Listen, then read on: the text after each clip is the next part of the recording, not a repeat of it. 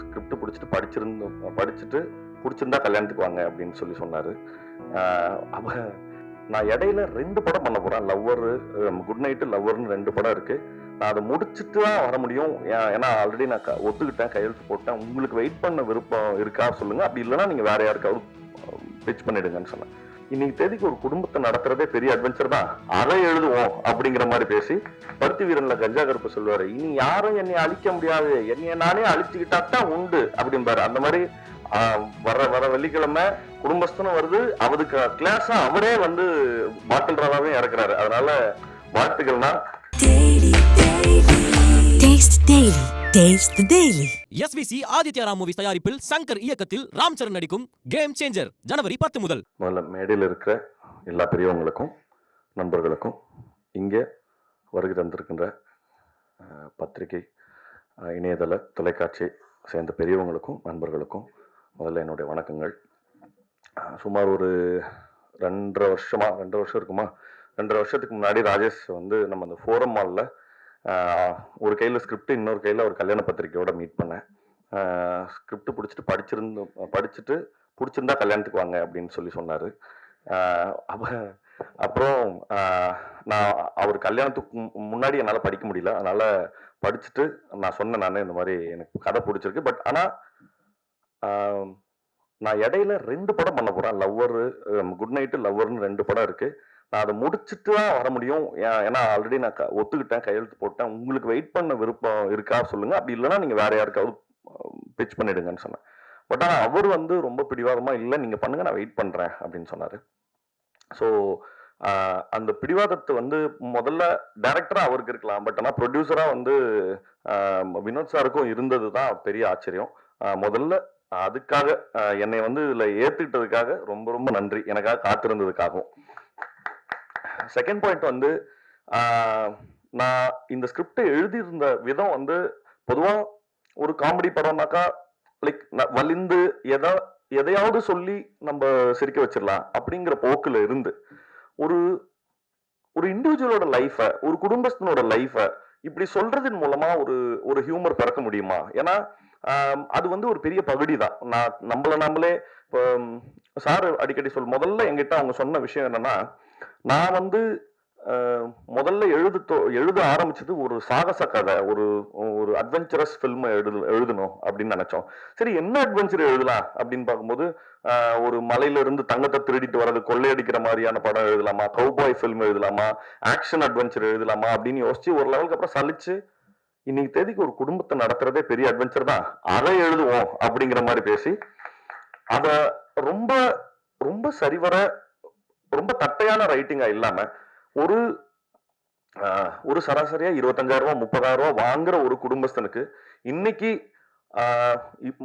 இப்போ பொங்கல் முடிஞ்சிருக்குன்னா, வீட்டுல எல்லா சொந்தக்காரங்களும் வந்திருக்காங்களா, அவங்களுக்கு துணிமணி எடுத்து கொடுக்கணும், நிறைய விஷயங்களுக்கு காசு ஸ்பெண்ட் ஆயிடும்.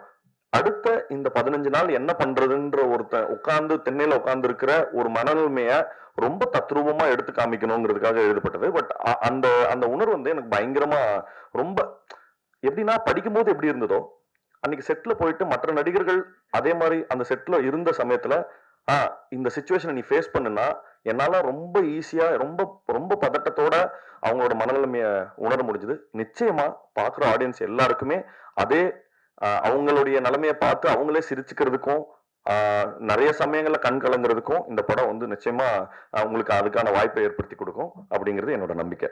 செகண்ட் பாயிண்ட், இந்த படத்துல ஒர்க் பண்ண நிறைய முதல்ல நடிகர்கள்ட்ட இருந்து ஆரம்பிச்சிடறேன். சோமுனா வந்து நான் வந்து சோமுனாவோட பெரிய ஃபேனு. நான் அவர்கிட்ட சொன்னேன், நான் இந்த பருத்தி வீரன்ல கஞ்சா கருப்பு சொல்லுவாரு, இனி யாரும் என்னை அழிக்க முடியாது, என்னைய நானே அழிச்சுக்கிட்டா தான் உண்டு அப்படிம்பாரு. அந்த மாதிரி வர வர வெள்ளிக்கிழமை குடும்பஸ்தனும் வருது, அவருக்கு கிளாஸா அவரே வந்து பாட்டில் ராதாவே இறக்குறாரு. அதனால வாழ்த்துக்கள்னா, டபுள் தமாக்கா வெள்ளிக்கிழமை இன்னைக்கு. இன்னொரு முக்கியமான விஷயம் சொல்லணும்னா, நான் பாட்டில் ராதான்ற படத்தையும் பார்த்துட்டேன். நான் ஒரு படம் பார்த்து எமோஷனலா அழுதுங்கிறது ரொம்ப ரேரான ஒரு சம்பவம். அந்த படம் வந்து அவ்வளவு அற்புதமா எடுத்திருந்தாங்க. அந்த படத்தினோட படக்குழுவினருக்கு தினகர் அண்ணா வந்து படத்தோட டைரக்டர். சோமண்ணாவுடைய பெர்ஃபார்மன்ஸ் வந்து அவ்வளோ பிரில்லியண்டா இருந்தது. நான் அழக்கூடாதுன்னு ரொம்ப கஷ்டப்பட்டு வெயிட் பண்ணிட்டு இருந்தேன்.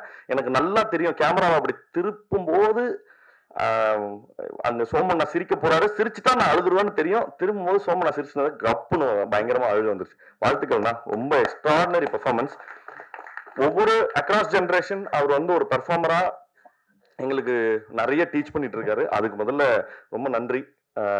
அண்டு சுந்தரராஜன் சார் பத்தி சொல்லணும். அவர் வந்து அவருடைய பெரிய எக்ஸ்பர்டீஸ் அவருக்கு மைண்ட்ல வச்சிருந்தாலும், இவன் யாரா சின்ன பசங்க, இவனுங்க வந்து நம்மளுடைய என்ன சொல்றது, இவனுங்க போய் நம்மள ஆர்டர் பண்றதா அப்படிங்கிற எந்த என்ன சொல்றது ப்ரிசெட்டோடைய ஐடியா இல்லாம அவரு வந்து எங்க லெவலுக்கு நிறைய, நான் ஒரு காமெடி சொல்லவா அப்படின்னு ஏதோ சின்ன பசங்க கெட் டுகெதர்ல இருந்தவங்க, நான் கூட ஒரு காமெடி எழுதிருக்கேன் அது சொல்லவா அப்படின்னு அவ்வளோ குழந்தைத்தன்மையா எங்க கூட வேலை பார்த்தாரு.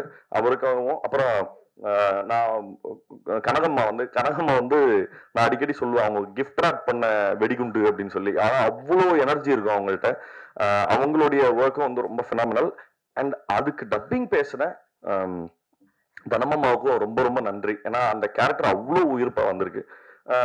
ஷான்வி வந்து உண்மையாவே வந்து நான் நிறைய தடவை அவங்க கிட்ட சொல்லியிருந்தேன், ஏங்க தமிழ் தெரிஞ்சு யாராவது ஓகே பண்ணிருக்க வேண்டியதானே, ஏன் தெலுங்கு அவங்க அப்படின்னு சொன்னபோது, இல்ல அவங்க நாள் பர்ஃபார்மன்ஸா ஆடிஷன் பண்ணி பார்த்ததுல எனக்கு ரொம்ப ரொம்ப கான்ஃபிடன்ஸ் இருக்குன்னு சொன்னாங்க.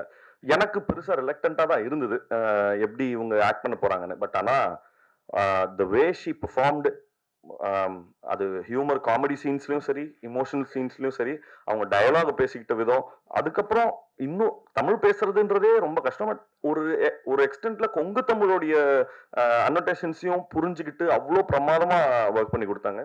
தேங்க்யூ ஷான்வி.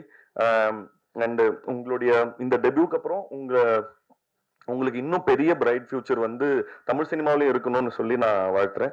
அண்ட் என்ன சொல்றது, இந்த படத்துல முக்கியமா இந்த படத்துல நக்கலைட்ஸ் ஆர்டிஸ்ட் எல்லாருமே ரொம்ப பிரமாதமா, இந்த வட்டார வழக்கு வந்து அவங்க பிரமாதமா பேசுவாங்க. அது அவங்களோட ஃபோர்ட்டே, கோயம்புத்தூர் ஸ்லாங் பேசுனது எனக்கு ரொம்ப கஷ்டமா இருந்தது. ஏன்னா நான் அது ரொம்ப புதுசு எனக்கு. அத பிரமாதமா வந்து எனக்கு நிறைய சமயங்கள்ல சொல்லி கொடுத்த இந்த படத்துல இருக்க நிறைய ஆர்டிஸ்ட், முக்கியமா ஃபர்ஸ்ட் வந்து முத்தமிழ். ஏன்னா முத்தமிழ் கூட தான் எனக்கு நிறைய சீன்ஸ் இருந்தது. முத்தமிழ், அப்புறம் ஜென்சன் சாரு, அனிருத், இந்த மாதிரி எக்கச்சக்கமான ஆர்டிஸ்ட் வந்து நிவே, அப்புறம் எனக்கு அக்காவும் நடிச்சிருக்காங்க நிவேல இருந்து. எல்லாருமே எனக்கு வந்து பயங்கரமா கோச் பண்ணாங்க. கிருஷ்ணா, மிதுன், இவங்க எல்லாருமே ஹெவியா என்னை வந்து அந்த ஸ்லாங் எப்படி பேசணுங்கிறத கோச் பண்ணிட்டே இருந்தாங்க. அது ரொம்ப நான் நன்றி கடன் பட்டிருக்கேன். ஏன்னா நான் டப்பிங் பேசுற வரைக்கும் அதை அப்படியே கொண்டு வந்து சேர்த்தாங்க. முக்கியமா நான் இங்க ஒரு முக்கியமான ஒருத்தர் பத்தி பேசணும். அது பிரசன்னா சார். ஏன்னா நான் இந்த படம் பண்ணதுக்கு மிக முக்கியமான கிஃப்ட் டேக்அவே வந்து அவருடைய ஃப்ரெண்ட்ஷிப் தான். அவர் வந்து ஒரு பெரிய என்ன சொல்ற, தனி மனிதனுடைய நம்பிக்கை இவ்வளோ பெரிய ஒரு பெரிய சாம்ராஜ்யத்தை கிரியேட் பண்ணுங்கிறது, நான் கோயம்புத்தூர்ல போய் நக்கலைட்ஸ் ஆஃபீஸ்க்கு போய் அங்க இருக்கிற அவங்க கிரியேட் பண்ண கண்டென்ட்ஸும் அவரோட விஷனையும் இதெல்லாம் தெரிஞ்சுக்கிட்டதுக்கு அப்புறம் எனக்கு அது வந்து இது வந்து எனக்கு என்னுடைய கரியருக்கு அவர் தெரிஞ்சுக்கிட்டா குரோத்தா அப்படி இல்லைங்கிறத தாண்டி, நான் மனசா உள்ளமா இன்டர்னல் குரோத்துக்கான ரொம்ப முக்கியமான ரெஃப்ரெஷிங்கான நிறைய விஷயங்கள் அவர் எங்களுக்கு சொல்லி கொடுத்தாரு. ரொம்ப நன்றி சார், தேங்க்யூ ஸோ மச். அப்புறம் இந்த படத்துல நடிகர்கள் எல்லாம் முடிச்சிட்டோன்னா இந்த வர அடுத்தது வந்து காஸ்டியூம்ஸ்க்கு வந்து மீரா வந்து எப்படின்னா ஏதோ அந்த இந்த கிண்டர் கார்டன் குழந்தைங்க மாதிரி தான் பேசுவாங்க. வந்து சார் உங்களுக்கு வந்து ஷர்ட் சைஸ் வந்து இதுவா இருந்ததுன்னா முன்னாடியே சொல்லிடுங்க சார். அவங்க பெரும் பதட்டத்திலே இருப்பாங்க. இல்லம்மா சரிம்மா, நான் இல்ல சார் அது இருந்தா சொல்லிடுங்க, 40ல 41லயும் இருக்கு அப்படின்னு சொல்லி அவ்வளோ பார்த்து உங்களுக்கு ஓகே இல்ல சார், ஓகே சார், அவ்வளோ பிரமாதமா ஒன்னொன்னும் பார்த்து செஞ்சு கொடுத்தாங்க. ரொம்ப நன்றிம்மா, தேங்க்யூ ஸோ மச். அப்புறம் கண்ணன், எனக்கு தெரிஞ்சு இந்த படத்துல ஜாஸ்தி சஃபர் ஆனது கண்ணன் தான் நினைக்கிறேன். ஏன்னா ஏகப்பட்ட வருஷன் நாங்க வந்து எடிட்ல வந்து நிறைய என்னது ஆமா ஆமா. போர் அடிக்கும் போதெல்லாம் எடிட்டிங் போய் பட் கண்ணன் வந்து அதுக்கு பயங்கர சப்போர்ட்டிவா தான் இருந்தாரு. அவரு எந்த சமயத்திலயும் திடீர்னு அன்னைக்கு நைட் 2:30 மணிக்கு எழுப்பி எந்திரிச்சு வாங்கங்கன்னு சொல்லி அப்புறம் ஒரு சீக்வன்ஸை மாத்தணும் அப்படின்னு சொல்லும்போது அதுக்கெல்லாம் வந்து ரொம்ப ஸ்போர்ட்டா தான் இருந்தாரு. நான் வேற ஒரு ஷூட்டுக்கு போகும்போதுமே அவர் எடிட் பண்ணி வெர்ஷனை காமிக்கிறதுக்காக அந்த ஊருக்கு ஷூட்டுக்கு 2 பேரும் வந்திருந்தாங்க. ஸோ கண்ணன், உங்க பேஷன்ஸ் வந்து ரொம்ப முக்கியம். அது வந்து கடைசி வரைக்கும் தக்க வச்சிருந்ததுக்காக நன்றிகள். ஆஹ் அப்புறம் சுஜித். சுஜித் வந்து எனக்கு தெரிஞ்சு இந்த படத்துல கண்ணனுக்கு அப்புறம் அதிக கஷ்டப்பட்டது யாருன்னா சுஜித் தான் நினைக்கிறேன். முக்கியமா நடிகர்கள் நடிகர்களை வந்து ஒரு இடத்துல நிக்க வச்சு அதை ஷூட் பண்றதுக்கு வந்து என்ன சொல்றது, நிறைய நிறைய டைம் கன்ஸ்டன்ஸ் இருந்தது. ஏன்னா நிறைய லைவ் லொகேஷன்ஸ்லயும் எடுக்க வேண்டியிருந்தது. அந்த லைவ் லொகேஷன் சிக்கல்கள் எல்லாத்தையுமே ரொம்ப அனுசரிச்சு வேலை செஞ்சு கொடுத்தாரு. தேங்க்யூ சுஜித். அப்புறம் நம்ம சுரேஷ் சார் வந்து இது 2வது ப்ராஜெக்ட். நான் மத்தகம்க்கு அப்புறம் இங்க ஒர்க் பண்றோம். சுரேஷ் சார் எப்படின்னா அவரு எப்படி ஒரு வேலையை செஞ்சு முடிக்கிறாருன்னு தெரியாது. இந்த சிவாஜி படத்துல ரஜினி சார் நடந்து வர வர எல்லாம் மாறிக்கிட்டே இருக்கும் பின்னாடி, அந்த மாதிரியான ஆள் அவரு. அவரு அவர் வந்து ஒரு ஒரு என்ன சொல்றது, இவ்வளோ கன்ஸ்ட்ரெயின்டான இருக்கிற டைம்ல இப்படி ஒரு செட் வேணும்னாக்கா அது ரொம்ப சீக்கிரமா எஃபெக்டிவா பண்ணி கொடுத்தாரு. ரொம்ப நன்றி சார். அப்புறம் வின்சினா வந்து இவர் சொன்ன மாதிரிதான், நாங்க ஷூட்டிங் கூட அவ்வளோ கஷ்டப்படல. பட் ஆனா அந்த போட்டோ ஷூட்டை வந்து அவ்வளோ டீட்டெயிலுக்காக ஏகப்பட்ட லேயர்ஸ்க்காக அப்படி அது ஐ ஃபார் த டீடைல் வந்து ரொம்ப ஹெவியா இருந்தது. அதோட ரிசல்ட்ஸ் தான் வந்து எங்களுக்கு போஸ்டர்ஸ்க்கு கிடைச்ச நிறைய பாராட்டுகள் வந்து வின்சினாக்கு தான் சேரணும். தேங்க்யூண்ணா, ரொம்ப நன்றி. இப்ப ப்ரொடியூசர் சார், எனக்கு தெரியல, ஒருத்தருக்கு வந்து இந்த நாங்க அடிக்கடி சொல்லிட்டே இருப்போம், இந்த பாஷா ஃபர்ஸ்ட் ஹாஃப்ல ரஜினி சார் மாதிரி என்ன பண்ணாலும் எப்படி இவர் கோவமே வர மாட்டேங்குது, இவருக்கு கோவத்துக்கு போற அந்த நரம்பு கட் ஆயிருச்சு, நாங்க கிண்டல் பண்ணிட்டே இருப்போம். அவருக்கு வந்து என்ன பண்ணாலும் வந்து கோவமே வராது. அவ்வளோ அவ்வளோ கனிவான கைண்டான ஒரு பர்சனை பாக்குறது வந்து இன்னைக்கு ரொம்ப ரேர். எனக்கு வந்து இப்ப யோசிச்சு பார்த்தா இது வரைக்கும் அவர் பேசின வார்த்தை, என்கிட்ட பேசின மொத்த வார்த்தையும் சேர்த்தாலே வந்து ஒரு பஸ் டிக்கெட் பின்னாடி எழுதிடலாம், அவ்வளவுதான் பேசியிருப்பாரு. அவ்வளோ லிமிட்டடா இந்த மேடையில பேசின எவ்வளவோ அதுதான் இந்த ஃபுல் ப்ராஜெக்ட்லயுமே என்கிட்ட பேசியிருப்பாரு. ஸோ ரொம்ப நன்றி சார் எங்க மேல நம்பிக்கை வச்சதுக்காக. அண்ட் வைசாக் கிட்ட நாங்க ஃபர்ஸ்ட் ராஜேஷ் தான் வந்து என்கிட்ட சொன்னாரு, இந்த மாதிரி வைசாக் தான் வந்து இந்த படத்துக்கு மியூசிக் அப்படின்னு சொல்லி. நான் வைசாக் கிட்ட சொன்னேன், இங்க பாருங்க, காமெடி ஃபிலிம்ஸுக்கு ஜென்ரலா ஒரு டெம்ப்ளேட் மியூசிக் இருக்கும், அதை நம்ம யூஸ் பண்ணிக்க வேண்டாம்.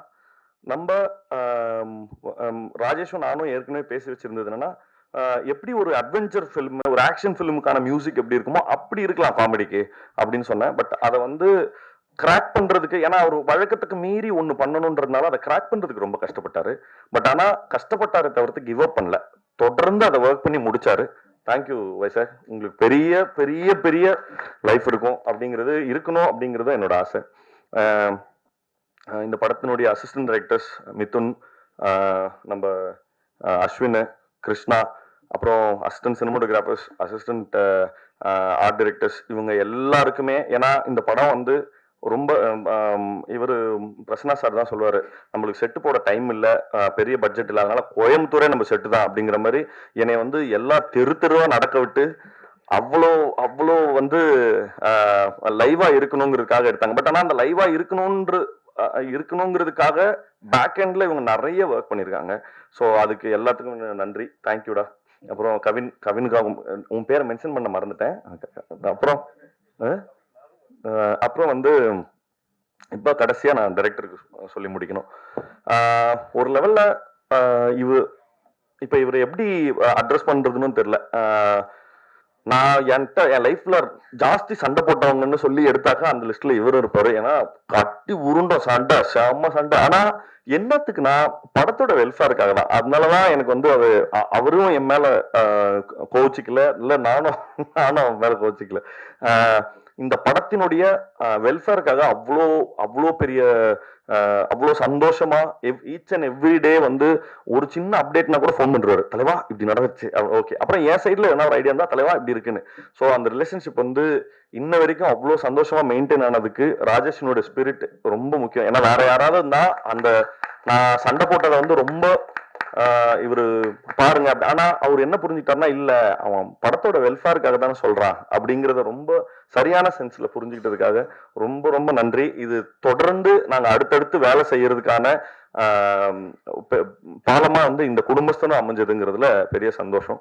அப்புறம் டைரக்டர் ராம் சாரும் சரி, தேசிங் சாரும் சரி, நாங்க ஷூட்டிங் பண்ணிட்டு இருக்கும் போதே வந்து ரஷஸ் எல்லாம் பார்த்துட்டு வந்து என்கிட்ட வந்து நிறைய சொல்லியிருக்காங்க, இந்த படம் நீங்க பண்ணிருந்த இந்த சீன் நல்லா இருக்கு, அந்த சீன் நல்லா இருக்கு அப்படின்னு சொல்லி தொடர்ந்து வந்து ஒரு வேலிடேஷனுக்காக வேலை செய்யும் போது ஒரு வேலிடேஷன் இருக்கணும்ல. யாராவது வந்து தம்பி நல்லா பண்றப்பா அப்படின்னு சொன்னா ஒரு ஒரு நிறைவோ ஒரு நிம்மதியோ கிடைக்கும்ல. அதை வந்து தொடர்ந்து கொடுத்ததுக்காக ரொம்ப ரொம்ப நன்றி சார்.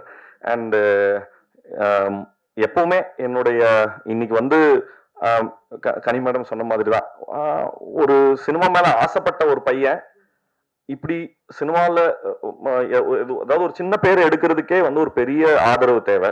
அந்த சின்ன பேர் எடுக்கிறதுக்காக இவ்வளவு பெரிய ஆதரவு கொடுத்த உங்க எல்லாருக்கும் ரொம்ப ரொம்ப நன்றி. ஏன்னா தொடர்ந்து என்னுடைய எல்லா படங்களுக்கும் சின்ன சின்ன முயற்சியை கூட நீங்க பெருசா பாராட்டி எழுதுனதுதான் என்னை வந்து அடுத்த ஏதாவது தொடர்ந்து நல்ல வேலைகளை செய்யறதுக்கு வந்து என்னை ஊக்குவிச்சுட்டே இருக்கு.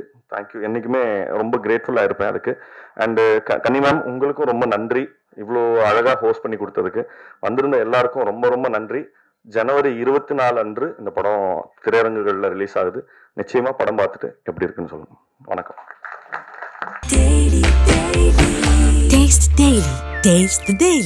SVC ஆதித்யா ராம் மூவிஸ் தயாரிப்பில் சங்கர் இயக்கத்தில் ராம் சரண் நடிக்கும் கேம் சேஞ்சர் ஜனவரி 10 முதல்.